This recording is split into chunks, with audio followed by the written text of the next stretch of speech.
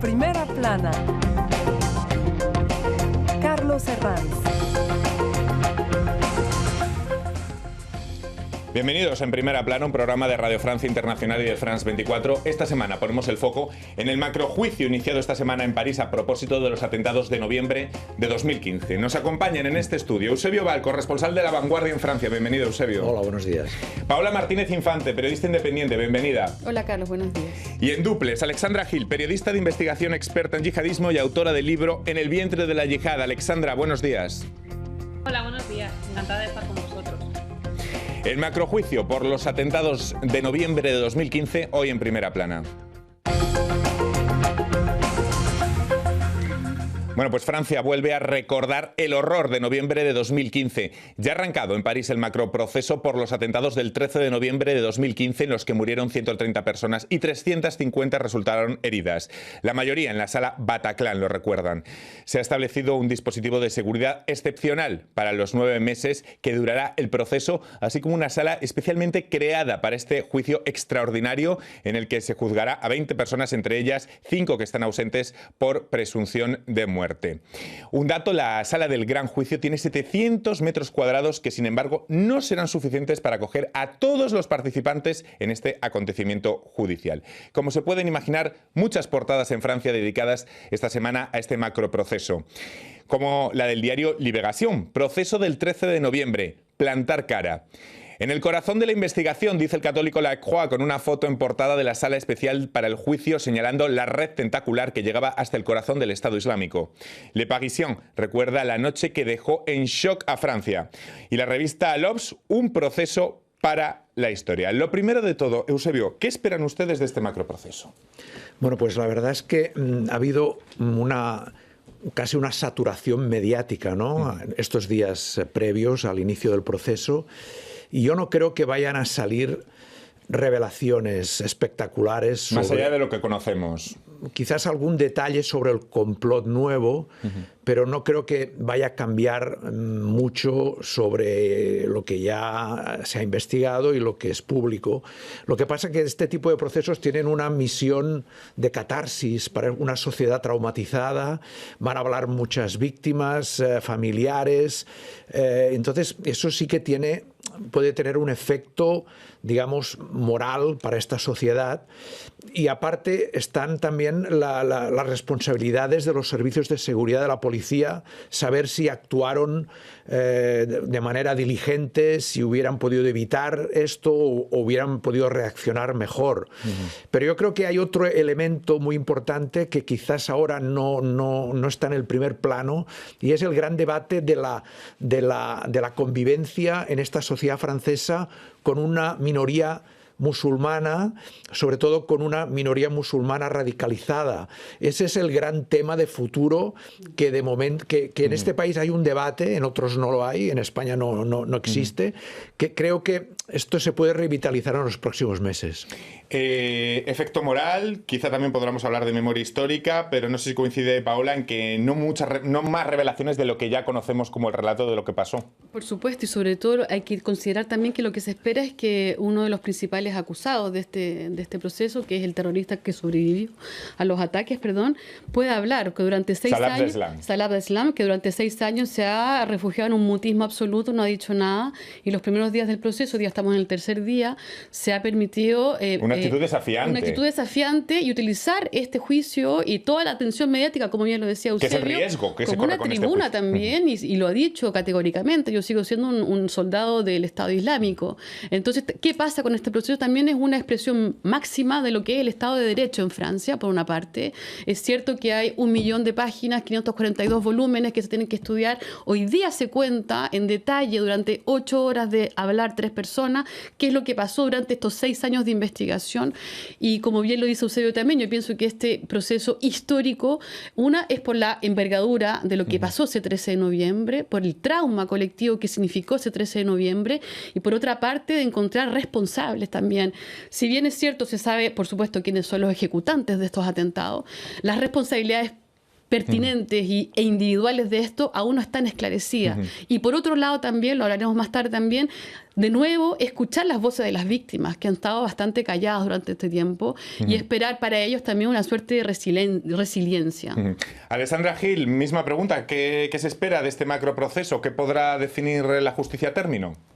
Y esta no es sino una prueba más de la importancia traumática que tuvieron estos atentados, que tuvo este ataque en la memoria colectiva de un país, también en la memoria personal, por supuesto, de cada víctima, generacional, por la generación a la que atacó.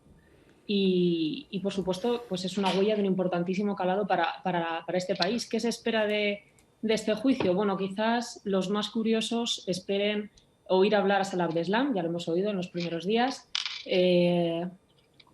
pero considero que es una gran oportunidad para que lo que creo que tiene que esperar la sociedad francesa de este juicio es que se escuche a las víctimas. Es un momento de reparación y deberíamos esperar precisamente eso, que las víctimas tengan su momento y porque estos juicios son esenciales para la reparación y para la resiliencia de esta sociedad y para reescribir esta historia, ¿no? Repararse y comprender lo que sucedió y darles la palabra a ellas.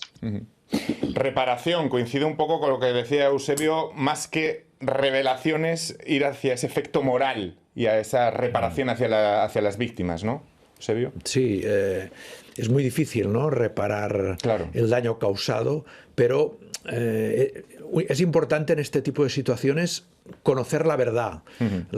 Conocer la verdad ya es como un alivio, ¿no? Que se esclarezcan los puntos oscuros. Ante una pérdida tan importante para una familia, es como mínimo básico tener claro qué es lo que pasó, por qué pasó, quién fue el responsable. Es un consuelo que es insuficiente, pero es el mínimo consuelo. Este macroproceso será filmado y guardado en los archivos nacionales para la posterioridad. Esto demuestra también que va a estar muy vinculado a la memoria histórica de este país. Totalmente. Y en este mismo contexto hay que pensar, memoria significa recordar, ¿cierto? La memoria histórica permite efectivamente ir atrás en los hechos violentos de un país, darle dignidad de nuevo a las voces de las víctimas y también no repetir los errores del pasado. Esa es la gran causa, el gran principio de esta memoria histórica. Y efectivamente el 13 de noviembre queda guardado la memoria de muchas personas, de cómo sucedió, víctimas directas o indirectas de los atentados, por supuesto, en Francia particularmente, en París también, qué es lo que significó. Y ayer trabajaba con chicos adolescentes respecto al tema y conversábamos qué pasaba con la memoria histórica. Muchos de ellos tenían 10 años cuando pasó estos atentados y es importante conversar y decir lo que sucedió. Tal vez encontrar las causas del problema, ver cómo un país entero se reconstruye después de un atentado tan violento y también, de alguna parte, la responsabilidad del Estado. No hay que dejarla de lado, la responsabilidad del Estado, y ver cómo más adelante, hoy día con un contexto de nuevo un poco polvoriento, ¿no?, digamos, de ebullición de nuevo política, con algunos focos de yihadismo que pueden surgir por aquí y por allá, ver de qué manera se pueden evitar nuevamente estos tipos de hechos que afectan muchísimo a un país entero. Antes nombraba Eusebio uno de los debates tangenciales aquí en Francia. Hay varios debates tangenciales en este proceso. Vamos a tratar algunos de ellos, como los servicios de inteligencia o como también la situación en las cárceles, porque una de las cuestiones que más ha investigado Alessandra Gil es la situación carcelaria de yihadistas en los últimos años en prisiones francesas, focos de radicalización que han estado bajo lupa. Alessandra, ¿cómo ha sido la evolución de esa situación desde que se produjeran los atentados de noviembre de 2015?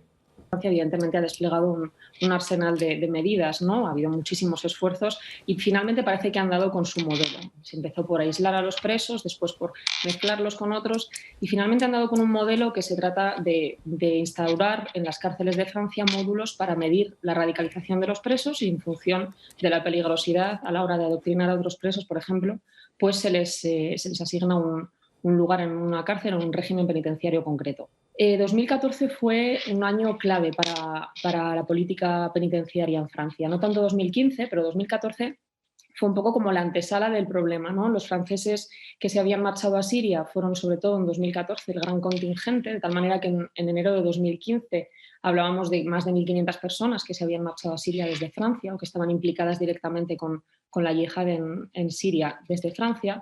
Pero en 2014 también llegó otra vertiente que es esencial para comprender este fenómeno, y es que regresó a Francia de manera masiva el contingente que había ido a hacer la yihad en esa más silenciosa yihad en 2012, 2011, 2013. Muchas personas se fueron y regresaron en 2014. ¿Qué sucedió? Que con este regreso se cambiaron las dinámicas de poder en la cárcel. ¿Y cómo se ha legitimado este colectivo en concreto, estas ideologías en concreto, en la cárcel, ¿no? Y esto favorece la expansión, favorece esa autoridad moral de cualquier persona que haya viajado a Siria o Irak, o de cualquier persona que haya intentado perpetrar un atentado en Francia.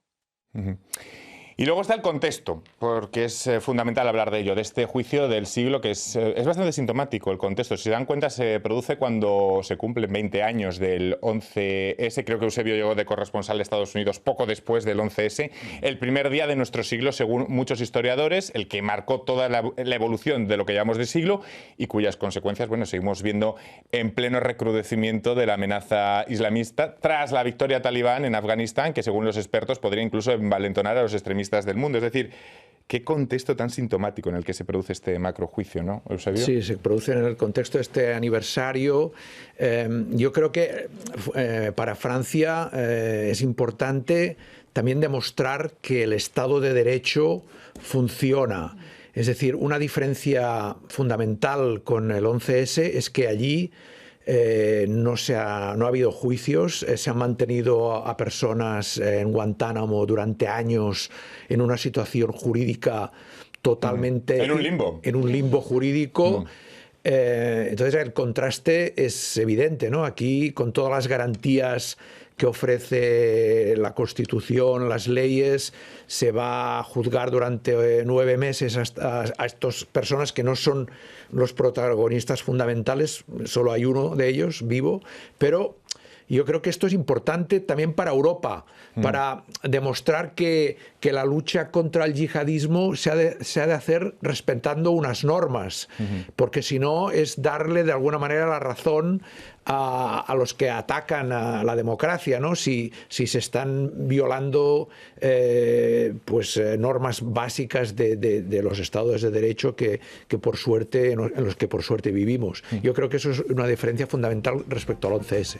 Paola, una breve frase y me tengo que ir a la publicidad. Considerando también que en Estados Unidos, como no hay proceso del 20, el tribunal militar está tratando de juzgar a estas personas, y de nuevo es la expresión máxima del Estado de Derecho francés que va a dar a luz y dar un ejemplo también, va a sentar un precedente tal vez para los próximos procesos que vendrán más adelante, y de qué manera un juicio, lo sabemos en América Latina, permite a la gente de nuevo la reparación. Verdad y justicia es lo que siempre se ha gritado en todos lados en América Latina después de las dictaduras. Verdad y justicia es lo que se pide hoy día y es lo que están exigiendo las víctimas. Lo veremos al final de los 9 meses de proceso. Hacemos una breve pausa y enseguida volvemos en Primera Plana.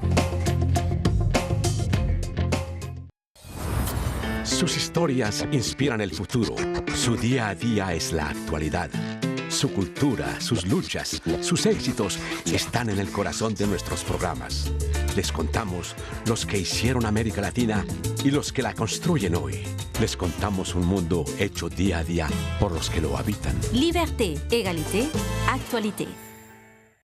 Seguimos en Primera Plana hablando del macrojuicio, del juicio del siglo, iniciado esta semana en París a propósito de los atentados de noviembre de 2015. Lo hacemos con el corresponsal de La Vanguardia, Eusebio Val, con Paola Martínez Infante, periodista independiente, y en duples Alexandra Gil, autora del libro En el vientre de la yihad. Estábamos hablando del contexto en el que se produce este macrojuicio, un contexto del 20 aniversario del 11S, de la victoria de los talibanes en Afganistán, y a esto le añadimos el estado de alerta porque, si recuerdan, hace un año se produjo otra ola de atentados aquí en Francia, del que recordamos quizá como más simbólico la brutal decapitación del profesor Samuel Paty, tras el comienzo de otro proceso clave de ese terrible 2015, el juicio por los atentados contra la revista satírica Charlie Hebdo y un supermercado judío también en París.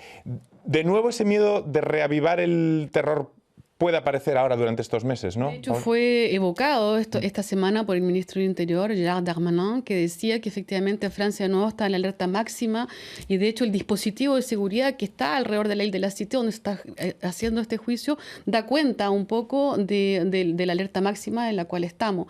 Es un poco peligroso al mismo tiempo, y pienso yo, de la parte del ministro del Interior, decir, cuidado, estamos de nuevo, el atentado viene inmediatamente. La alerta de atentado ha estado desde siempre. Recordemos que después del 2015, 2016 también con Nice, no hay que olvidarlo, siempre Francia nunca ha bajado la guardia respecto al plan Vigipirata, que le llaman acá, porque sabemos que la amenaza terrorista está permanente. Lo que ha cambiado es el modus operandi de los terroristas. Hoy día ya no hay estos grandes dispositivos con armas de guerra, como lo que sucedió el 13 de noviembre, sino hoy día cualquier persona, digamos, que se reivindica del Estado Islámico, aparece en una estación de trenes, en un lugar bien solicitado por la gente, por el público, saca un cuchillo y hace una masacre en pocos segundos. Entonces, es verdad que el atentado, que digamos, las alertas de atentado y el riesgo es elevado. No olvidemos, el 15 de julio pasado, Al-Qaeda lanzó se filtró, digamos, que estaba Emmanuel Macron y el ministro del Interior estaban amenazados también de atentados posibles. Es cierto. Yo me interrogo, ¿qué pasa hoy día con Salam al-Islam, que está en la tribuna, que está lanzando poco a poco diatribas y mensajes un poco? ¿Cómo va a despertar? No estoy especulando, hay que tener mucho cuidado tal vez con las palabras que utilizamos, sí, siempre mucho cuidado. También los medios nos tenemos que hacer esa pregunta, y nos la hacemos, de hecho, en reuniones internas, ¿hasta qué punto se sacan unas imágenes, hasta qué punto? Exacto, ¿cuál es nuestra responsabilidad como exacto. transmisores, como qué es lo que se dice, los elementos, los conceptos informar, que sí, utilizamos? pero ¿hasta qué punto, con qué imágenes? Exacto. Eusebio, un gran debate incluso a nivel mediático. Sí, yo creo que ha habido como he dicho antes, una saturación mediática excesiva al inicio de este juicio, pero ya es casi inevitable, ¿no?, de la manera que funcionamos los medios. Yo creo que hay el elemento de la victoria de los talibanes dentro del contexto es importante también, porque en el fondo ha sido una derrota no solo de Estados Unidos, de Occidente. Sí. Ver a estas personas otra vez en el poder, eso da alas al radicalismo. Aunque haya diferencias estratégicas entre el Estado Islámico y Al-Qaeda y tal, en el fondo es una victoria del fundamentalismo islámico frente a Occidente, después de 20 años de guerra, de inversión. Entonces, esto es inevitable, que da alas a estas personas en todo el mundo, las envalentona para intentar alguna acción, y es un peligro, es un peligro. Hablaba antes, Paula, del estado de alerta, y a propósito de los servicios de inteligencia, otra cuestión que estos atentados pusieron sobre la mesa fue la falta de coordinación, sin duda, entre, por ejemplo, la policía francesa y la policía belga. Alexandra Gil, ¿se ha avanzado mucho durante este lustro, ya estos 6 años que han pasado, en este terreno de la información, de compartir la información entre los servicios de inteligencia? Se han reforzado las herramientas jurídicas, sobre todo, ¿no?, que permiten compartir información entre diferentes estados, pues, claramente implicados y claramente afectados por este fenómeno, ¿no? Y Europa en su conjunto se ha reforzado, tanto a nivel Estado como a nivel europeo. Se han llevado a cabo medidas de intensificación, ¿no? Desde 2013, y esto es un dato importante porque nos arroja un dato optimista, y al mismo tiempo creo que tenemos que ser muy precavidos a la hora de analizarlo, se han desarticulado más de 60 atentados solo en Francia. Y esto nos arroja, como digo, un dato positivo, porque nos damos cuenta de que realmente están funcionando la cooperación con otros países de la Unión Europea, o incluso las propias medidas que Francia está aplicando, estas medidas en la cárcel, ¿no?, de prevención de la radicalización, y al mismo tiempo nos recuerda que el peligro es vigente, ¿no? El peligro continúa y la amenaza sigue estando allí. Hablemos del contexto político, porque este macroproceso se va a celebrar coincidiendo con la campaña electoral de las presidenciales del año que viene. ¿Qué impacto creen que va a tener, o qué temas derivados del macroproceso van a establecerse? Sobre todo y ante todo va a ser el tema de la seguridad interna, la seguridad también exterior. No hay que olvidar también que durante cuando surgió la crisis de Afganistán y la llegada de los talibanes, con la llegada de refugiados también afganos, empezó a preguntarse la gente qué iba a suceder hoy día, que si era de nuevo focos de radicalización o islamismo. Yo creo que el tema hoy día va a ser el tema, ante todo, la seguridad. Tal vez hoy día las elecciones la gente se está posicionando un poco, ¿no? Hay cómo las derechas y la izquierda y los centros acá en este país van a empezar a designar la agenda que nos va a matracar, digamos, de alguna manera, mediáticamente en el cierto. Y pienso absolutamente que va a ser el tema de la seguridad, que va de nuevo volverse en el tapete de la información, de cómo evitamos de nuevos atentados, de cómo los servicios de inteligencia fueron fallidos en un minuto, cómo de nuevo reactivarlos, si bien decía que efectivamente han habido cambios en la legislación y las cooperaciones internacionales también, ¿eh? De qué manera Europa puede hacer frente a este nuevo despertar o envalentonamiento, como decía anteriormente, respecto al yihadismo. Pero es cierto que yo pienso que políticamente ya lo vimos la semana pasada, lo vimos durante el proceso de Afganistán, lo estamos viendo hoy día esta semana con los atentados, con el proceso de los atentados, que los políticos ya empiezan un poquito a lanzar pistas, ¿no? La seguridad interna, qué pasa con los servicios de investigación y sobre todo un tema que es horrible decirlo, la inmigración. De qué manera la inmigración también va a estar en el centro de las discusiones de cómo la inmigración hay que frenarla, no frenarla. Bueno, los temas que quieren tanto la derecha y la extrema derecha, ¿cierto? Y instrumentalizar efectivamente ciertos elementos para poder traer electores y hablar del miedo. Qué mejor que darle miedo a la gente para poder ganar cohesión. La seguridad y también Eusebio nombraba antes ese debate también del encaje de los musulmanes en Francia, que también va a impactar, Yo supongo. creo que tendría que ser el debate fundamental, porque es verdad que es imprescindible la cooperación internacional, mejorar la labor de los servicios de inteligencia, pero en el fondo eso de poco va a servir si hay una sociedad, si hay un caldo de cultivo para este radicalismo. En este país se está discutiendo en fase avanzada en el Parlamento una ley para intentar luchar contra este radicalismo musulmán. Con un nombre muy sintomático. Hablando de separatismo, de que quieren crear una sociedad aparte. Ese es un debate pero ojo que muy importante. Ese tipo de debate hace la amalgama y mete a todos los musulmanes en el mismo saco y que es una injusticia absoluta porque no por 10 estúpidos que hacen locuras en todos lados y que aterrorizan a la gente van a meter una población que vive en paz, que vive en tranquilidad en un país.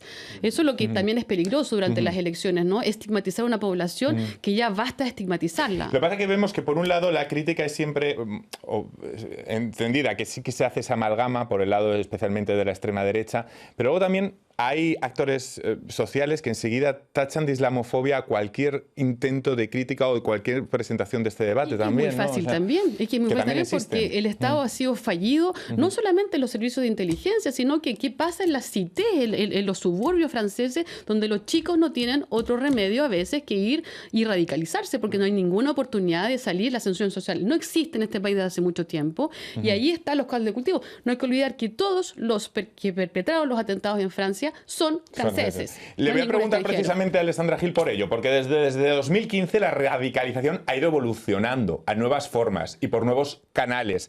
Además, Alessandra lo ha comentado incluso en este programa muchas veces, de cómo cambia incluso por redes sociales, cómo va evolucionando tecnológicamente. ¿Cómo son esos procesos de radicalización en la actualidad? ¿En qué han ido cambiando desde 2015, ya desde la caída del Estado Islámico? Alexandra. El yihadismo global, creo, si algo ha demostrado a lo largo de las últimas décadas, es su enorme capacidad de mutación. Incluso durante el COVID se han llevado a cabo detenciones que han demostrado que Daesh se ha adaptado a esta amenaza y ha aprovechado un momento de incertidumbre, un momento de mayor conexión a Internet, de soledad, de miedo a una pandemia, de aislamiento para expandir esta ideología. Ha habido detenciones, en Madrid hubo una detención en la que después se demostró que estos periodos de radicalización se habían intensificado durante la pandemia porque Daesh sabe adaptarse, ¿no? Por eso es tan importante para la prevención de la radicalización, porque es clave que este juicio ponga en el foco en las víctimas de terrorismo. Son ellas las que tienen que contar su historia, las que tienen que repararse, y son ellas las que tienen que ser las protagonistas de este juicio. No podemos caer en quizá esa mediatización extrema, ¿no?, de hacer de esto un poco pues un espectáculo, que es lo que está esperando, por ejemplo, el preso al que dieron la palabra, el único superviviente, ¿no?, de los atentados de París, entre los terroristas, que es Salah Abdeslam. No podemos caer en ese sensacionalismo, porque haríamos un flaco favor a la democracia. La democracia necesita que las víctimas de terrorismo sean la voz de la resiliencia. Fíjense, claro, cuánta razón y qué sensible es el tema, ¿no? Al mismo tiempo, dar la voz a las víctimas y no caer en un impacto mediático que dé alas a Salah Abdeslam y al yihadismo. Es complicado el equilibrio, Eusebio, es sensible todo. Sí, hay muchos factores. Yo ahora pensaba también en los elementos internacionales, es decir, hay un poco de hipocresía cuando hablamos de la radicalización aquí, de los problemas en los suburbios, y las conexiones internacionales y las influencias de Turquía, de Arabia Saudí, ¿no?, enviando imanes aquí radicales. Es un tema que es muy difícil de abordar en este país, ¿no? Porque también Francia vende armas a Arabia Saudí, tiene relaciones con estos países. Es decir, que es muy complejo el universo que se ha de estudiar en este problema. Es muy complejo y hay contradicciones también en la política de los gobiernos. Una última frase de sujeto, verbo y predicado, porque tenemos que acabar ya. Por la misma razón se habla tal vez del proceso del siglo, porque no es solamente el proceso de 20 acusados en la barra, sino que todo un sistema que es tentacular y que va a abordar todos esos temas internacionales, locales, seguridad y sobre todo societales. Pues muchísimas gracias, Sujeto, verbo, predicado. Exacto. Muy obediente. Muchísimas gracias, Paola, Eusebio, Alexandra. Tendremos 9 meses por delante para ver cómo evoluciona este llamado juicio del siglo aquí en Francia. Y a todos ustedes les esperamos la próxima semana aquí en Primera Plana. Muchas gracias.